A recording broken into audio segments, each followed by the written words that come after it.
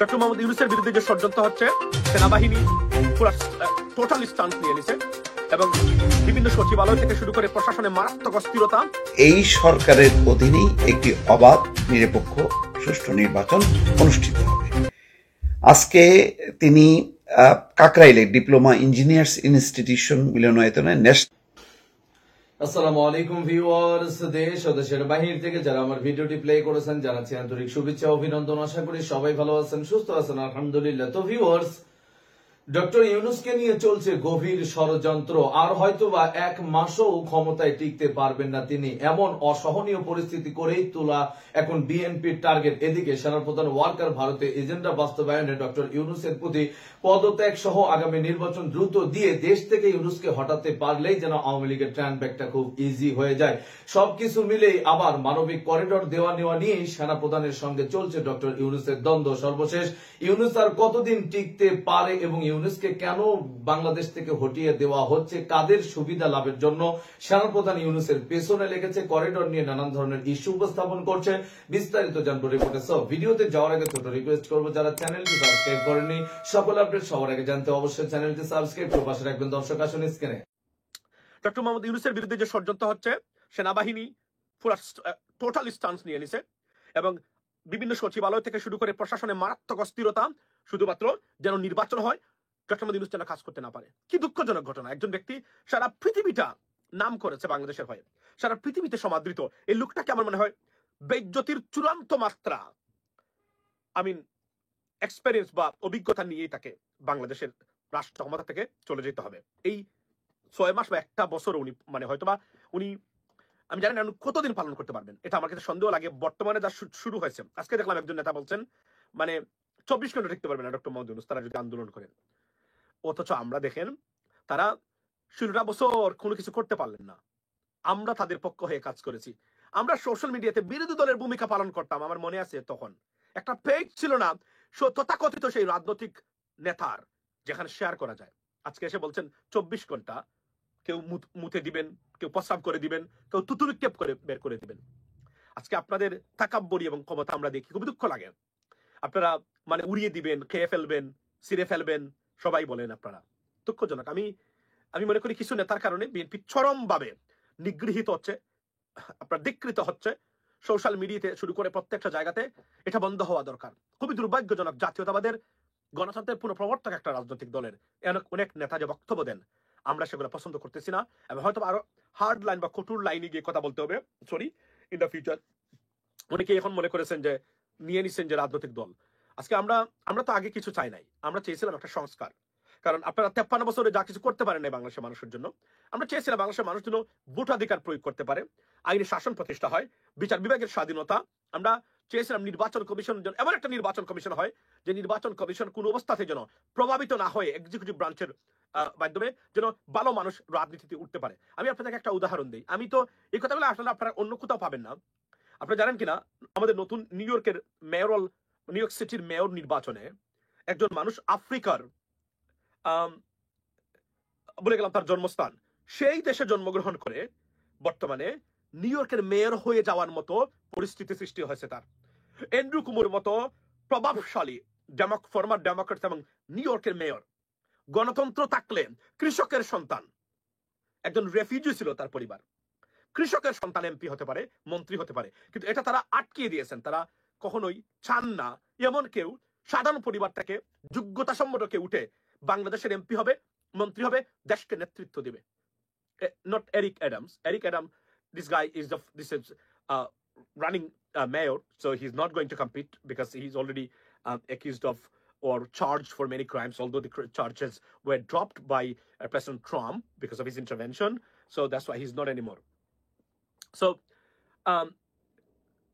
this is very sad. যে আমাদের দেশের জন্য আপনি কল্পনা করেন, এই যে এখন শুরু হয়েছে নির্বাচনের তোড়জোড়, একজন যোগ্য ব্যক্তি আপনি দেখবেন আনলেস তাদের অনুকম্পা না হয় কেউ নমিনেশন পাবেন না।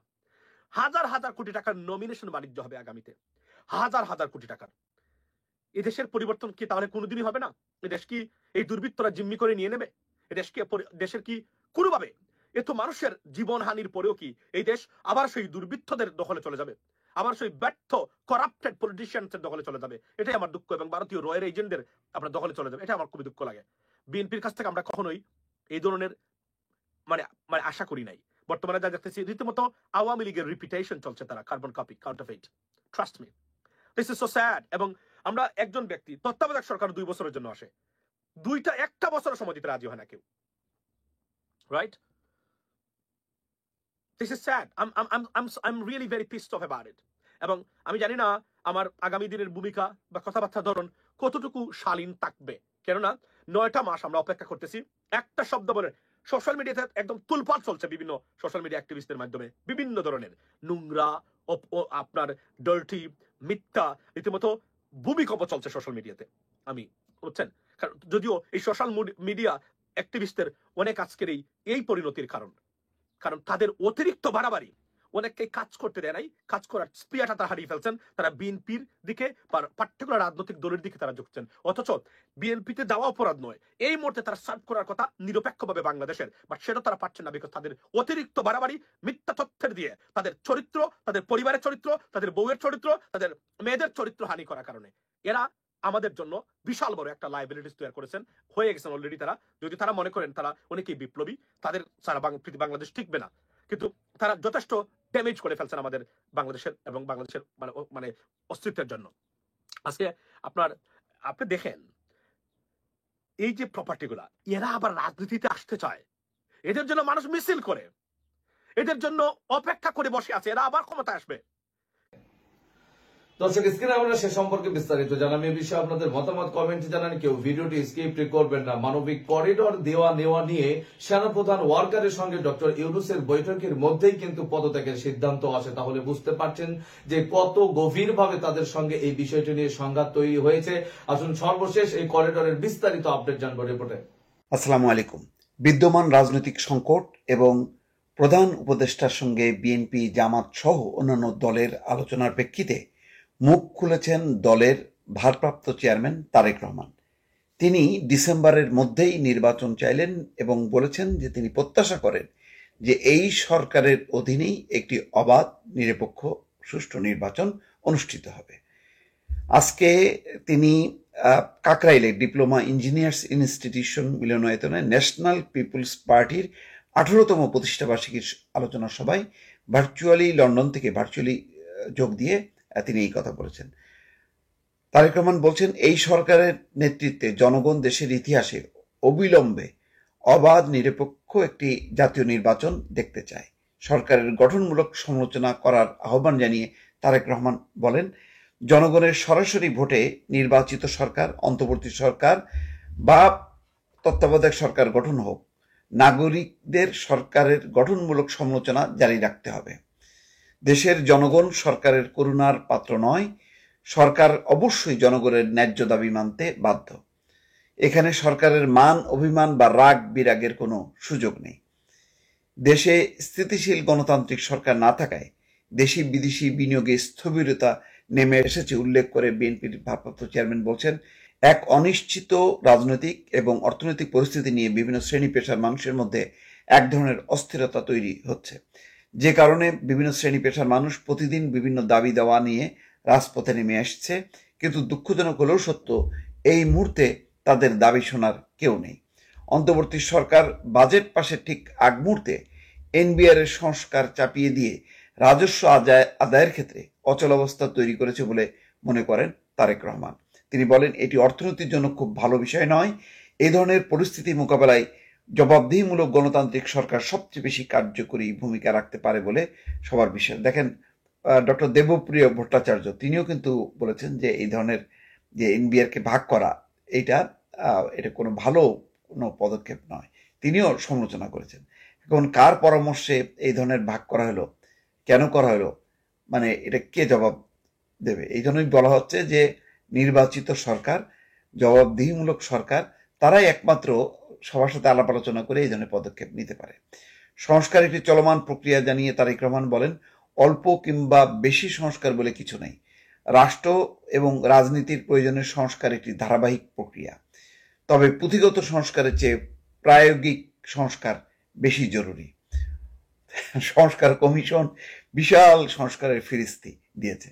সেই কারণে হয়তো ওই দিকটা লক্ষ্য করে তিনি বলছেন যে বাস্তব ভিত্তিক সংস্কার দরকার। এখন পুঁথিগত সংস্কার প্রচুর করা যায়, এটা সেটা করা উচিত, সরকারের মেয়াদ 4 বছর, আরো নানান কিছু।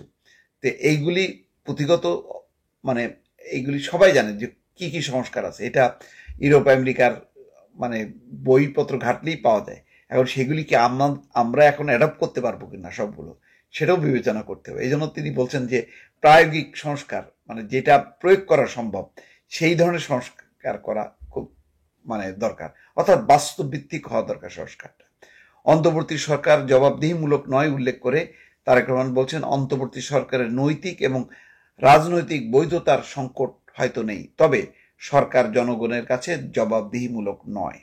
তাই নৈতিক কারণে সরকারের সুনির্দিষ্ট পরিকল্পনা জনগণের কাছে স্পষ্ট থাকা প্রয়োজন। জনগণকে অন্ধকারে রেখে বা রাজনৈতিক দলগুলোকে অনিশ্চয়তায় রেখে শেষ পর্যন্ত কোনো পরিকল্পনা কার্যকর এবং টেকসই হয় না, হবেও না।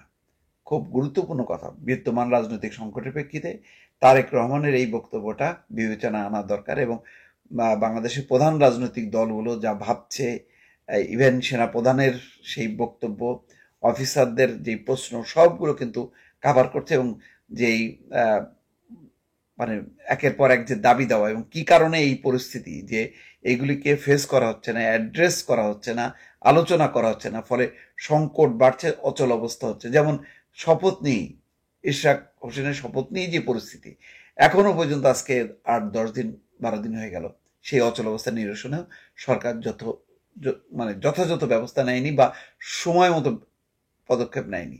প্রত্যেকটার ক্ষেত্রে এই ধরনের একটা বিলম্ব হচ্ছে এবং এক ধরনের মানে একটা জট তৈরি হচ্ছে দাবি দেওয়া আন্দোলনের, যে কারণে মানুষ খুবই অস্থিরতায়।